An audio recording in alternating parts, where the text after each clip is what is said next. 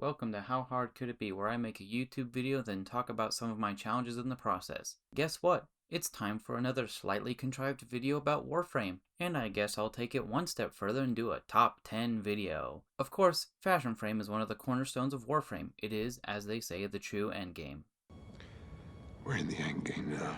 In the spirit of Halloween, dressing up, and being generally spoopy and goofy, I want to share a couple of my own cosplays with you. Now these aren't IRL cosplays of Warframes or Warframe characters, they're Warframe cosplays of characters and other forms of media. I'll be ranking them on 3 standards: how much I like the cosplay itself, any extra equipment that works well with the character, and how thematic the Warframes kit is with the character. Without further ado, we'll start us off with number 10.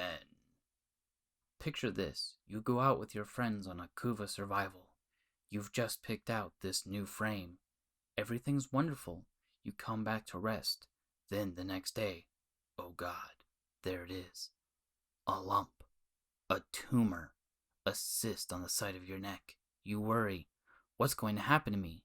Do I need to get a biopsy? Are the Warframe doctors? Can Trinity or Oberon cure this? Should I just roll around in some grass? You put your frame back into the arsenal, you take it out a week later, and oh God, what happened? It took over! I like to call this my hemlynthnitis, a physical embodiment of the infection that plagues all Warframes, and especially those that enjoy pure cosplay framing and fashion framing. That's me! The one thing that holds them all back after crafting a new frame. Flee in terror lest it spreads to you as well. Number 9. Anybody remember those pretty decent live-action Scooby movies? If you ask me, Vauban makes the perfect... especially this version.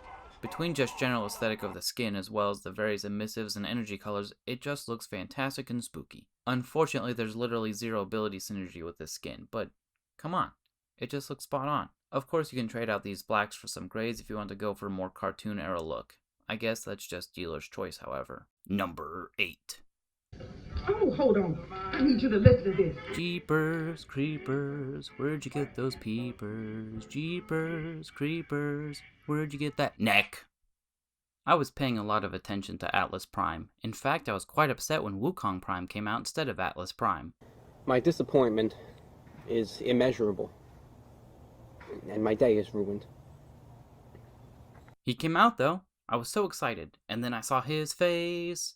And I was a believer, not a trace, no sadness in my mind. Anyways, I saw his face and thought, wow, that looks really similar to the creature from Jeepers Creepers. Do up some brown, maybe give him a cape or something, and you're pretty much golden to be a big spooky boy who, you know, casually eats faces every now and then. The only thing he's missing is a big ol' hat.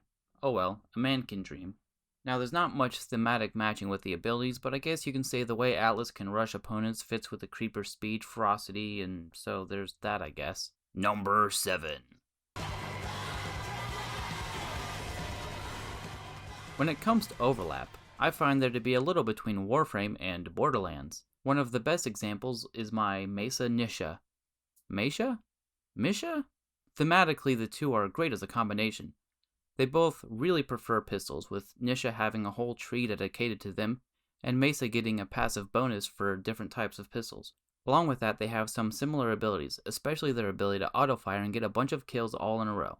Getting the cosplay just right for this is a bit of a challenge. After all, while they're of similar build and costuming, Mesa tends to be a lot busier in her design than Nisha, which just comes with the territory. However, I think the two mesh pretty well together. Number 6. Oberon Prime is possibly my second most used frame from my recent era of playing the game. This cosplay I like to call Heel Slut Satan. The juxtaposition of the most evil thing you can think of, along with one of the most benevolent classes in any game, just makes me giggle. I always thought Oberon had a tendency of looking very evil in reds and blacks and such, and it always looks pretty good if you ask me. The Blade of the Lotus skin was a godsend, ironically enough, because it looks so fantastic in this context.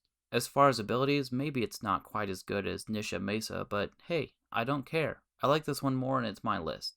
It's pretty solid for me, and on top of that, we could just chalk it all up to Satan trying to do some nice things for some reason. Don't judge me. Number 6.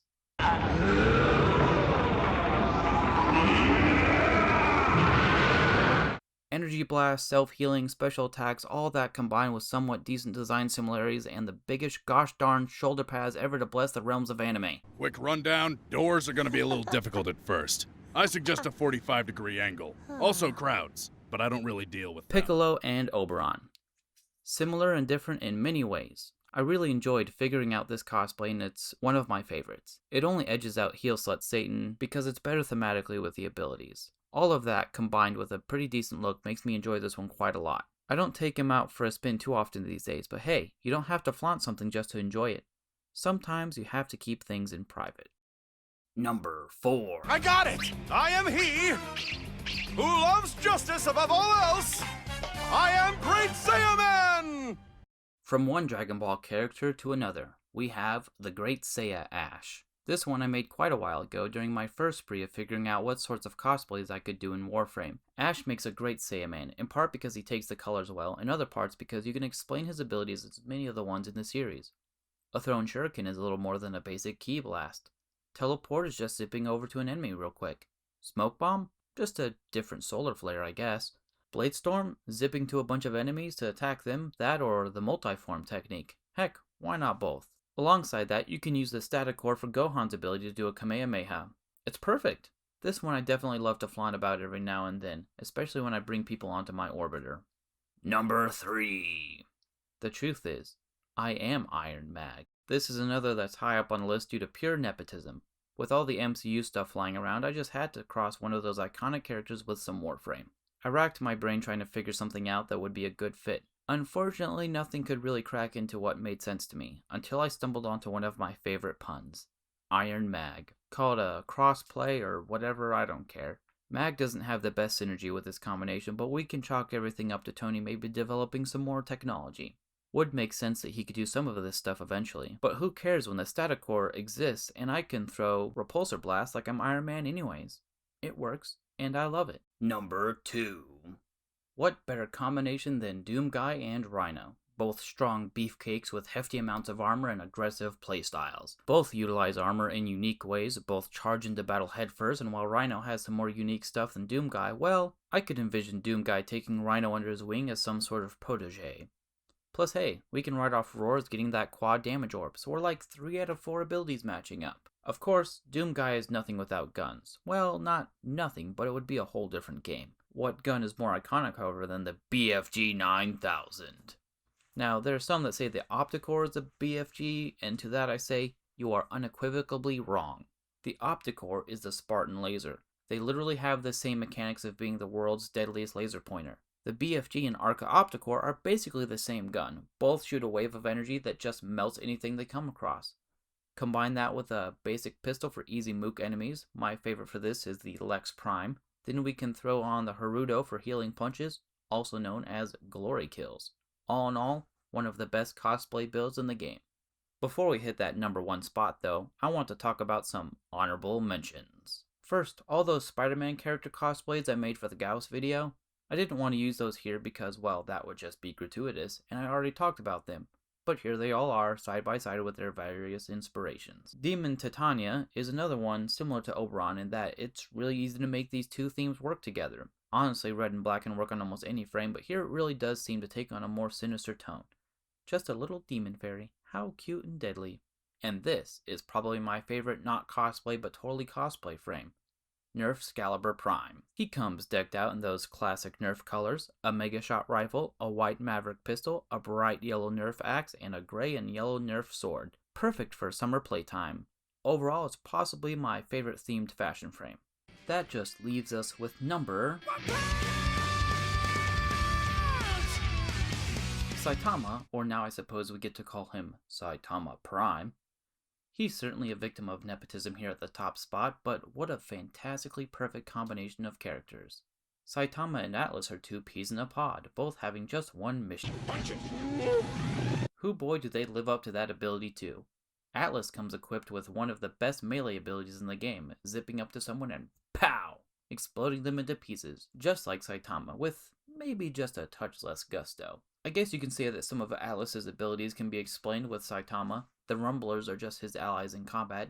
Not nearly as effective as he is, but still a benefit to have. Maybe Saitama can metaphorically petrify someone when he gives them the look. That's probably a reach. Whatever. Tectonics is just rubble from him breaking stuff? Okay, but what about equipment? Well, you have a few options for basically the same thing.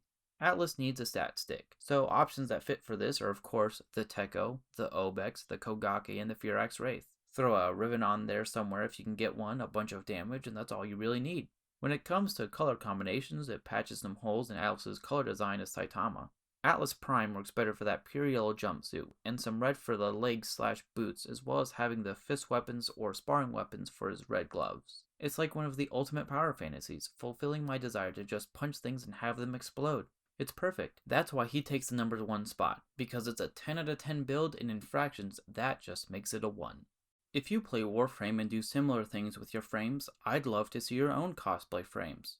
Throw some picture links in the comments, or maybe even make your own video. Heck, I'll even take similar things from other games. As for me, well, it's time to talk about my challenges. I went into this thinking it'd be pretty easy. I wanted to get a little creative with my transitions, so I made different colored numbers. And then I got to One Punch Atlas and I was like, oh, I'll make this number 1 yellow. Oh, if I add in some red accents to the tips, it'll look like his boots and gloves. I better add a cape as well. Oh, a tan ovoid for his head. Didn't get the color right, better import a picture. I can just stamp this face on him. I wound up adding feet and even fingers later on just on a whim. And now we have the ultimate pun. Got pretty popular on Reddit, which is more than I can say for most of my posts there for that account. Also, I maybe annoyed everyone by posting it a lot. I'm not sorry. I think it's hilarious and it cracks me up every time I see it. I also wound up getting pretty annoyed at the computer I'm using. The fan revving up like a jet engine trying to compete with a space shuttle means that my audio gets kind of super distorted when I'm trying to record. The easiest solution is just record it on the other computer that doesn't have a digital aneurysm over a single instance of Audacity. Here's to hoping we can save up for some other recording equipment stuff, like another computer, maybe a laptop, and some noise baffles or whatever. Other than that, I tried keeping my scripting pretty fun with some transitions and jokes here and there. Numbering and rating everything was honestly fairly arbitrary, but every time I see these top 10s, they're also arbitrary, so count me in that club, I guess. Still, I enjoyed making this video for the most part, and I especially enjoyed making One Punch Man. Now that we're done here, infect a Warframe, spook a Drak, steal some eyes, become a turret, heal your team, teach a child to dodge, be that dodging child, snap your fingers, have one of the most incredible gaming comebacks, and then punch the next video. Maybe, just maybe it'll be more fulfilling than a single punch fight.